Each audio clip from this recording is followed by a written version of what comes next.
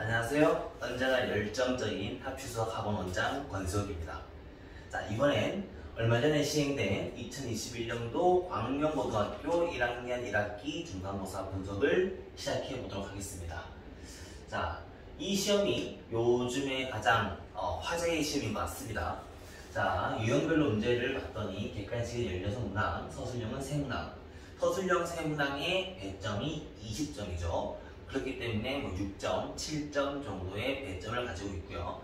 서술형이 6.7점 정도의 배점이라고 한다면 서술형에 큰 비중이 있는 건 아닌 객관식에서의 난이도와 서술형의 문제가 잘 조화로워진 문제라고 보실 수가 있습니다. 자, 3년치의 기출 난이도를 보고 이번 시험을 한번 분석을 해보게 되면 올해 2021년도의 시험은 하레벨이 11, 중레벨이 8개, 상레벨은 없었고요. 2020년도는 하레벨 11, 중레벨 14개, 19년도는 6개, 14개로 이루어져 있습니다.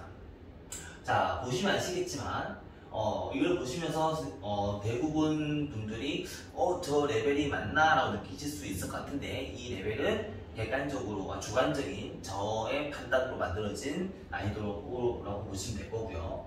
제가 하레벨이라고 말하고 싶었던 단어는 문제를 기본적으로 문제를 풀 수 있는 정도의 레벨이면 하레벨, 중레벨은 그거를 한두 번 정도 활용을 하고 응용을 해야 되는 문제가 중레벨이라고 본다면 이 문제는 거의 대부분이 하레벨과 중레벨로 이루어져 있다고 보실 수가 있습니다.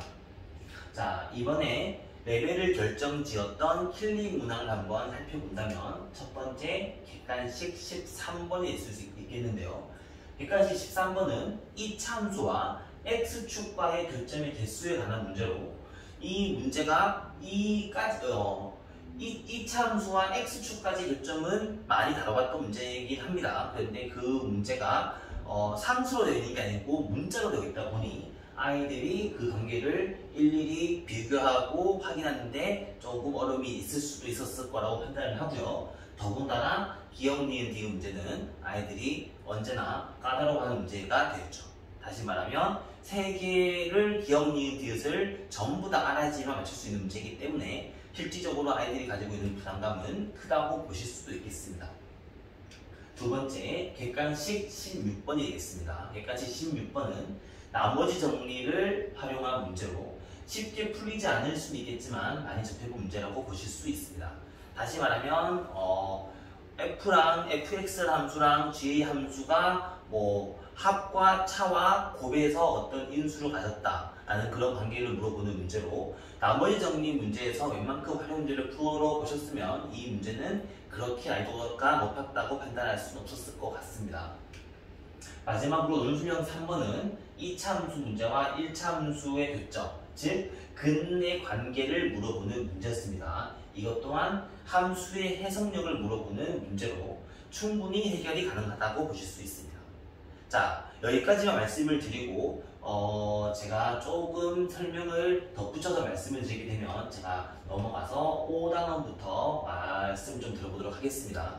총평을 한번 해보게 되면 흔히 광명에서 문제가 어려웠다라고 불리는 시험 문제들을 살펴보시면 문제 하나하나가 흔히 말하는 서울에 나오는 학교 문제처럼 어려웠다라고 불리는 문제는 사실상 없습니다. 그런 문제는 사실상 있지 않았고요.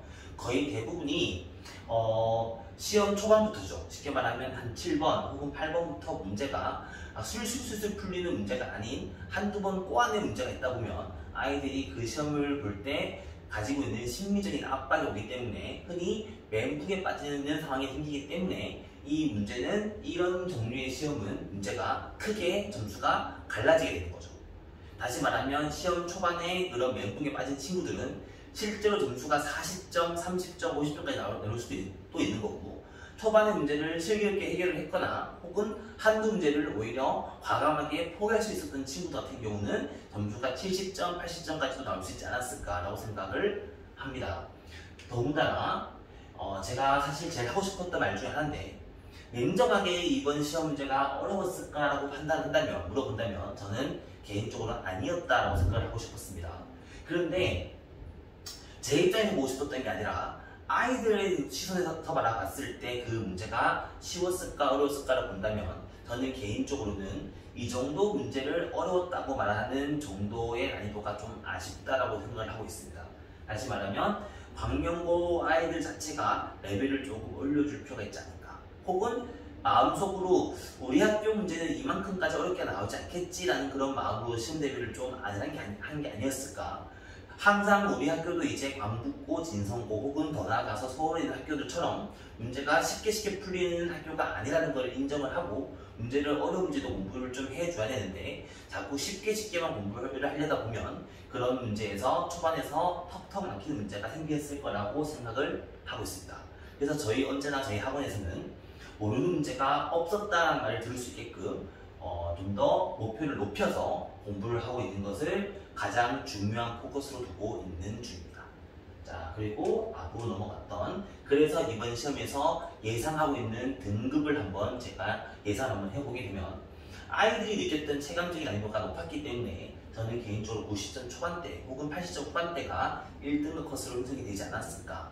그리고 80점 초반 혹은 80점 초반 정도가 제가 볼 때는 2등급 컷, 70점 초중반대가 3등급 컷이라고 생각을 하고 있고요.